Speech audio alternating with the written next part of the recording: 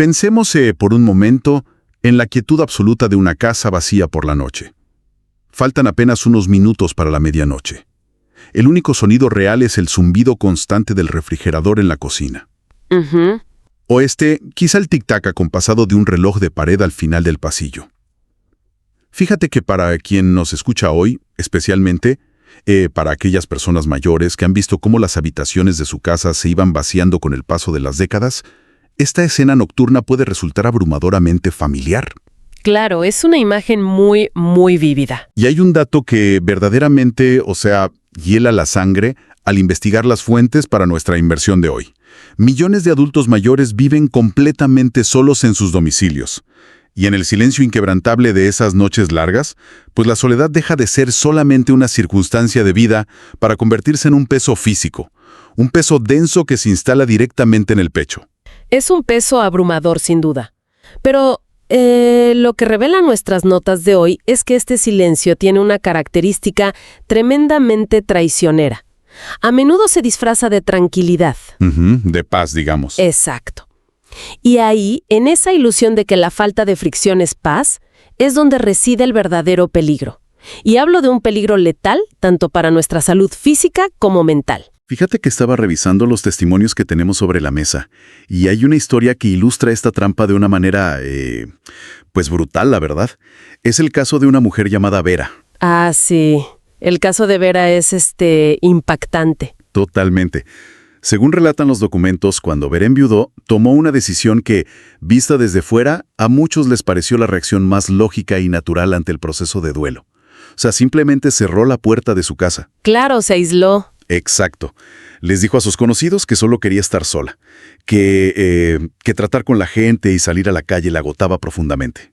Decía que necesitaba estar tranquila y pues se apartó del mundo de forma completamente voluntaria. Y a ver, es una reacción humana súper comprensible. Buscaba un refugio seguro para procesar su pérdida, como haríamos muchos en su lugar, ¿no? Pero aquí es donde la historia se vuelve verdaderamente aterradora. Ese aislamiento voluntario no le trajo la paz que buscaba. Al contrario, le trajo un deterioro irreversible. El dato central de este caso es que en tan solo 3 años desde que cerró esa puerta al mundo exterior, Vera desarrolló demencia severa. O sea, ¡wow! En apenas 36 meses pasó de ser una mujer completamente funcional e independiente a perder el contacto con la realidad. Es un declive aceleradísimo. Sí, y todo simplemente por apagar el ruido y las exigencias del mundo exterior. Y yo me pregunto, ¿cómo es posible que algo tan aparentemente inofensivo como quedarse en casa tenga un efecto tan devastador? Pues mira, para entender esto, tenemos que observar cómo funciona realmente nuestra biología en la oscuridad de esa soledad autoinfligida. Solemos pensar en el cerebro, como si fuera una computadora incansable que siempre está encendida por defecto. No. Claro, como que siempre está trabajando en el fondo. Exacto, pero la realidad neurológica es que el cerebro es un órgano extremadamente caro de mantener.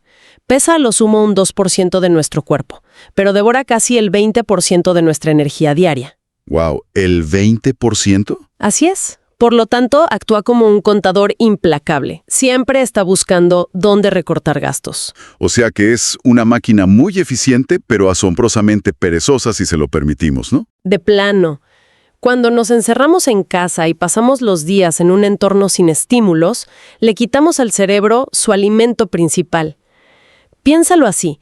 Si no hay rostros nuevos que observar para interpretar microexpresiones emocionales, si no hay nombres nuevos que intentar recordar... Si no hay que seguir el hilo de conversaciones cruzadas, digamos. Exactamente. Entonces, el cerebro hace una auditoría. Literalmente asume que esa inmensa y costosa maquinaria cognitiva ya no hace falta. Y ahí comienza un proceso llamado poda sináptica. ¿Poda sináptica? Suena casi a jardinería, pero me imagino que no es algo bueno. No en este contexto. Significa que el cerebro desconecta y desmantela activamente las redes neuronales. Y lo hace porque interpreta ese silencio prolongado como una orden biológica. La orden de que todas esas capacidades ya no son necesarias para nuestra supervivencia. Es como si el cerebro empezara a apagar las luces de una casa habitación por habitación, porque cree que ya nadie vive ahí. Esa es una analogía perfecta. Tal cual. Pero a ver, aquí es donde nuestra exploración de hoy da un giro fascinante y aporta una inmensa esperanza para quien nos escucha, porque la solución a este apagón mental que sufrió Vera no se encuentra en una clínica costosa, ni en terapias futuristas o pastillas milagrosas. No, para nada. Las soluciones son mucho más simples. Exacto. Las fuentes nos muestran que la salvación reside en acciones minúsculas, cotidianas, y sinceramente a veces hasta cómicas. Y la encargada de revelarnos este mapa de supervivencia es la verdadera protagonista de nuestro análisis profundo de hoy. Una mujer a la que las notas llaman la señorita Hattie. Y el perfil de la señorita Hattie, fíjate, desafía todas las estadísticas médicas convencionales. Totalmente. Imagínate, Hattie tiene 104 años. 104. Con una mente tan afilada y rápida hoy como cuando tenía 20. Es una mujer que es capaz de recordar cada uno de los números de teléfono que ha tenido desde el año 1952. Es una locura, una memoria prodigiosa. Y lo más interesante es que ella misma se ríe de la idea de que esto sea un milagro. Nos dice claramente que su lucidez no es una lotería genética, sino un trabajo diario, metódico e implacable. Así que la misión que tenemos hoy es desglosar, pieza por pieza, el manual de supervivencia de una mujer que se negó rotundamente a dejar que su cerebro se apagara. Lo cual nos lleva al primer gran pilar de su filosofía. Y este pilar aborda directamente algo que la sociedad moderna nos ha vendido como la meta definitiva de la vida. ¿A qué te refieres exactamente? Al mito del descanso merecido. Esa idea de que al envejecer solo debemos relajarnos y no hacer nada. Ah, claro. Y para entender ese mito, las fuentes nos presentan una historia de contraste que me dejó helado al leerla. Ocurrió dentro de la propia familia de Hattie, con su hermana mayor, Pearl. Sí, la historia de Pearl es muy triste, la verdad. Según los relatos, Pearl era la mente brillante de la familia, una verdadera prodigio. Era una pianista excepcional que podía escuchar composiciones dificilísimas de Gershwin y tocarlas de oído de principio a fin, sin siquiera mirar una partitura. O sea, era capaz de memorizar detalles con una precisión asombrosa. Tenía un cerebro privilegiado, digamos. Exacto. Sin embargo, al casarse, Pearl dejó de buscar retos, dejó de leer libros complejos, dejó de tocar el piano por completo. Se dedicó exclusivamente a lo fácil, a ver los mismos programas de televisión en su sala día tras día, año tras año. Y el declive, según los registros médicos y familiares, fue tan gradual como catastrófico. A los 80 años, Pearl empezó a olvidar dónde dejaba las llaves, algo que pues consideramos normal, ¿no? Sí, a cualquiera se le pierden las llaves. Claro, pero a los 83 olvidó el nombre de su propia hermana Hattie.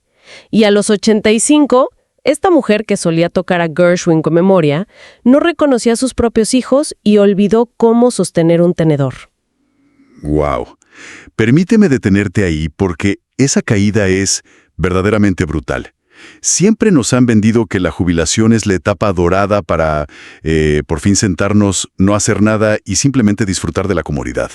¿Me estás diciendo que buscar esa relajación constante fue exactamente lo que destruyó la brillante mente de Pearl? Es que confundimos el descanso físico y emocional con la atrofia cognitiva. El cerebro requiere fricción constante para mantener la neuroplasticidad, que es su capacidad de crear y mantener conexiones. Sin resistencia, pues las neuronas simplemente se marchitan. ¿Sabes que esto me hace pensar en los astronautas? A ver, ¿cómo es eso? Pues si a un astronauta lo pones en la gravedad cero del espacio exterior, se siente comodísimo flotando. No tiene que hacer ningún esfuerzo físico, ¿verdad? Pero, ¿qué pasa biológicamente?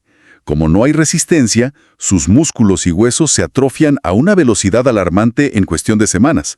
Pierden masa porque el cuerpo dice, no necesitamos esta fuerza para flotar.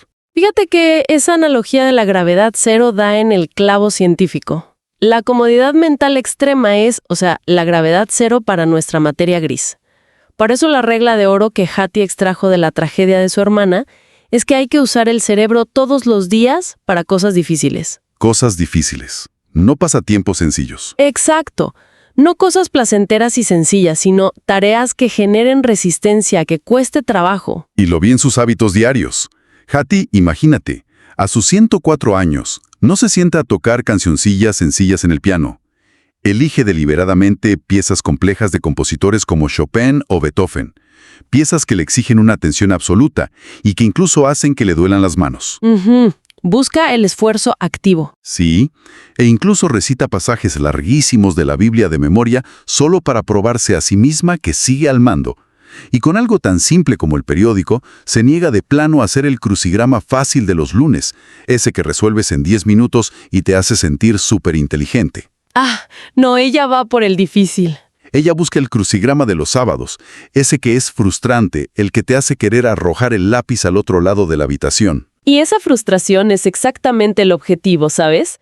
A nivel neuroquímico, cuando nos sentimos frustrados intentando encajar una palabra en ese crucigrama de los sábados, nuestro cerebro libera noradrenalina y dopamina en pequeñas cantidades. O sea, ¿la frustración genera químicos en el cerebro? Así es, ese ligero estrés cognitivo es una señal química que le grita al sistema nervioso, atención, estamos intentando resolver un problema, mantén estas vías neuronales abiertas y eficientes. O sea, la frustración es literalmente el combustible de la plasticidad cerebral. Espera, a ver, un momento. Si el estrés leve de la frustración es lo que mantiene vivas las conexiones, ¿qué pasa con las relaciones humanas? Porque, leyendo otra de las anécdotas de Hattie, hay algo que va totalmente en contra de todo lo que los gurús del bienestar nos recomiendan sobre alejarnos de las personas tóxicas o estresantes. Ah, ya sé de qué historia vas a hablar. Es buenísima. Resulta que Hattie juega las cartas todos los jueves por la tarde con otras 3 mujeres. Lleva 31 años haciéndolo religiosamente. Pero aquí viene lo fascinante. Hattie confiesa sin rodeos que ni siquiera le cae bien una de ellas. Una mujer llamada Dolores. Dolores, exacto. Sí, dice que Dolores habla demasiado, se queja de absolutamente todo y, para colmo de males, sospecha seriamente que le hace trampas en el juego. Y sin embargo, Hattie nunca falta a su cita de los jueves. Llueva o truene, ahí está sentada frente a Dolores. Exactamente. Pero mi pregunta es, a ver, ¿por qué someterse a eso? Nos dicen constantemente que debemos evitar el malestar, que la gente que nos irrita eleva nuestra presión arterial y daña nuestra paz mental. ¿Cómo es posible que sentarse horas con una persona que no soportas, sea una estrategia de supervivencia neurológica? Pues porque las interacciones sociales complejas, especialmente aquellas que presentan cierta fricción o desafío, son literalmente el gimnasio de más alto rendimiento que existe para el cerebro humano. Mucho más que cualquier crucigrama impreso. ¡Guau! ¿En serio? Sí. Pensemos en los procesos mecánicos que ocurren en la mente de Hattie durante ese juego de cartas. Primero, la memoria de trabajo. Tiene que seguir el hilo interminable de las quejas y las historias de Dolores para poder responder coherentemente. Claro, no puede simplemente desconectarse. Exacto. Segundo, el reconocimiento avanzado de patrones. Tiene que observar sutilmente el lenguaje corporal de Dolores, sus microexpresiones faciales, para detectar si está a punto de hacer trampa con las cartas. O sea, ¿está usando la corteza visual y el procesamiento de señales sociales a su máxima capacidad? Así es. Y el esfuerzo más grande de todos ocurre en la corteza prefrontal, que es la parte del cerebro encargada del control de impulsos. Ah, me imagino, porque debe querer gritarle. Totalmente. El instinto básico de Hattie, cuando Dolores empieza a quejarse, es soltar un bufido, rodar los ojos o de plano decirle una mala palabra. Inhibir ese impulso requiere un freno neurológico masivo. Coordinar la memoria, la vigilancia y la inhibición social simultáneamente es como hacer levantamiento de pesas a nivel cognitivo. Dolores, sin saberlo, es la entrenadora personal del cerebro de Hattie. Es una manera increíble de reformular las pequeñas molestias de la vida. Te juro que a partir de ahora, cuando esté en la fila del supermercado y la persona de enfrente empiece a contarme todos sus problemas médicos sin que yo se lo pida, en lugar de perder la paciencia, voy a imaginar que me están regalando una sesión de neuroplasticidad gratuita. Es que lo es, literalmente lo es. Pero esto me lleva a otra gran duda sobre las fuentes. Si el cerebro de Hattie está gastando tantísima energía en decodificar a Dolores, en frustrarse con Chopin y en resolver crucigramas imposibles, ese nivel de consumo metabólico necesita un soporte físico masivo. Totalmente. El cuerpo tiene que aguantar. Exacto. Todo este trabajo mental debe agotar al cuerpo.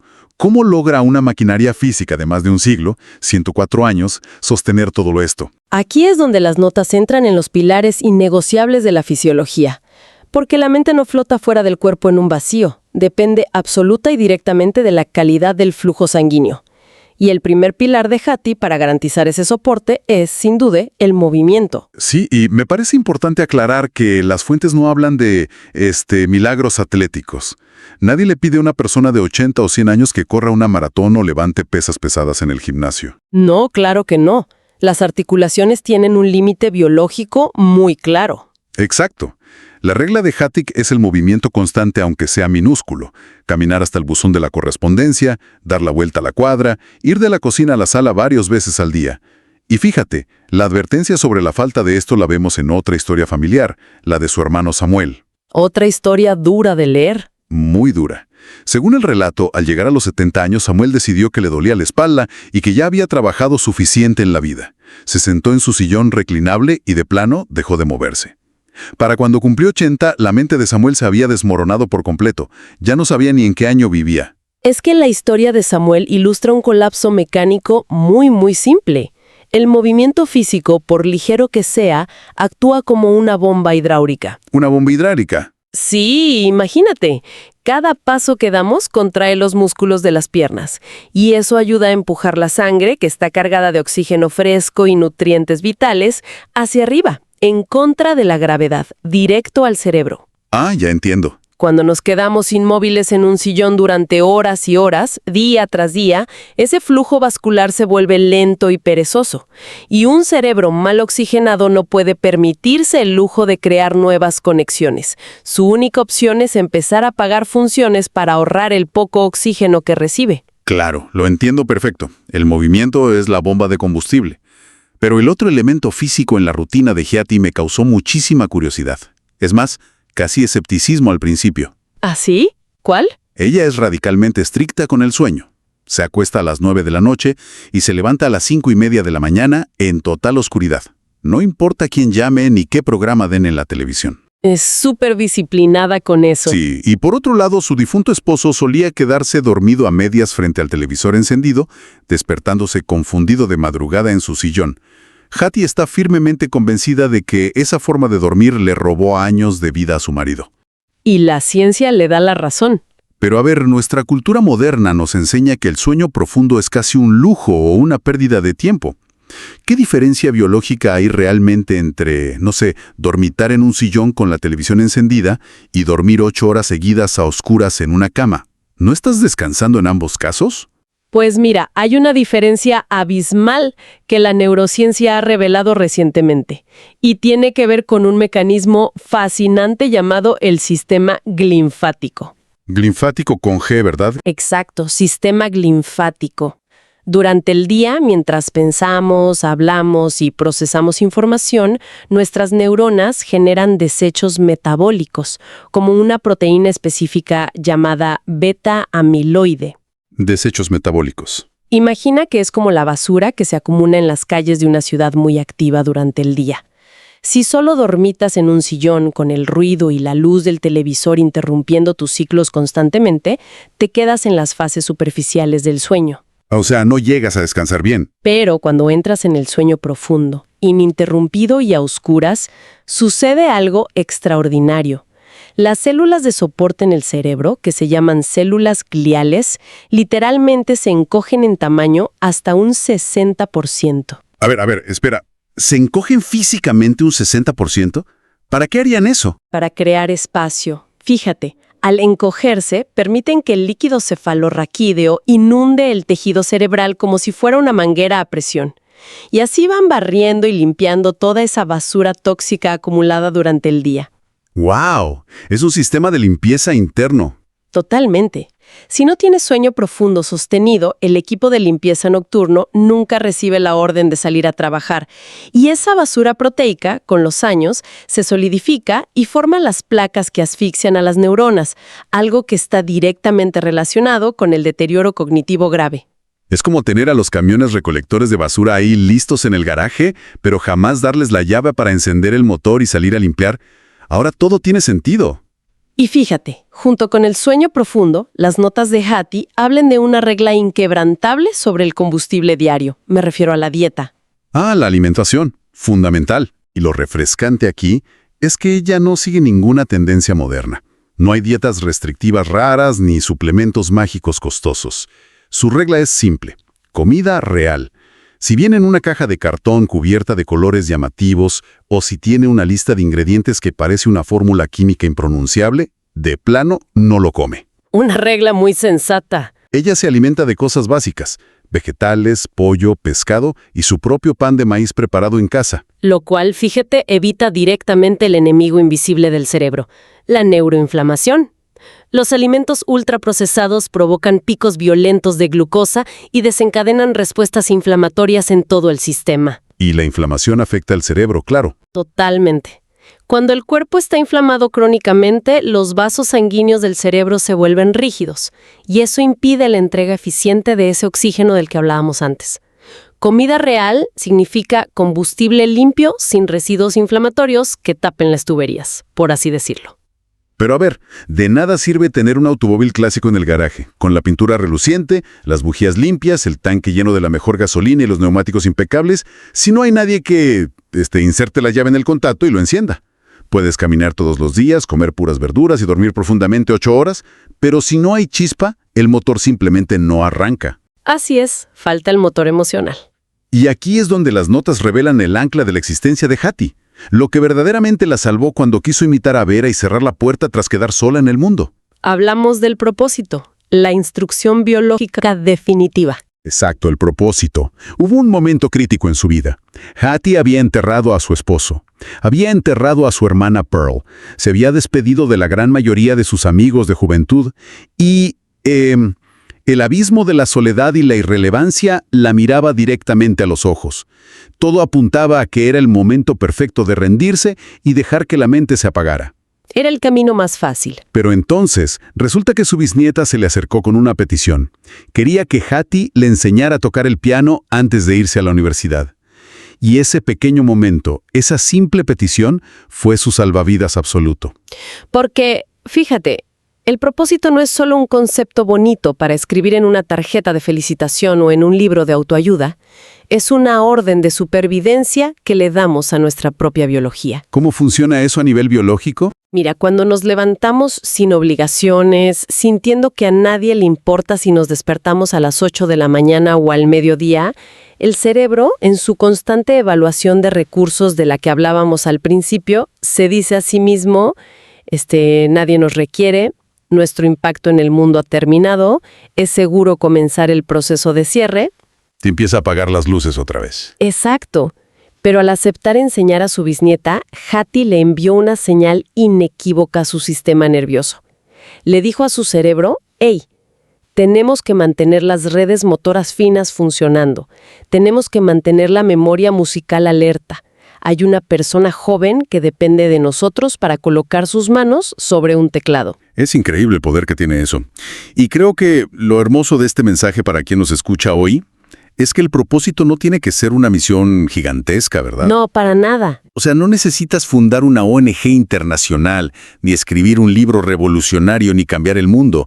Solo tiene que ser algo tuyo que importe profundamente. Puede ser el compromiso de organizar las flores en la iglesia local, puede ser cuidar de las plantas del balcón que requieren un riego muy específico, o puede ser la inmensa determinación de hacerle trampa a tu nieto en el dominó todos los domingos por la tarde. Jugar a ganar, claro. Lo único que importa es que le demuestres a tu cerebro que todavía hay un motivo ineludible, una razón de peso para encender la maquinaria cada mañana. ¿Sabes? Si condensamos todo lo que hemos extraído de estas notas hoy, la realidad es dura, pero al mismo tiempo es profundamente empoderadora. Totalmente de acuerdo. No existen atajos frente al paso del tiempo.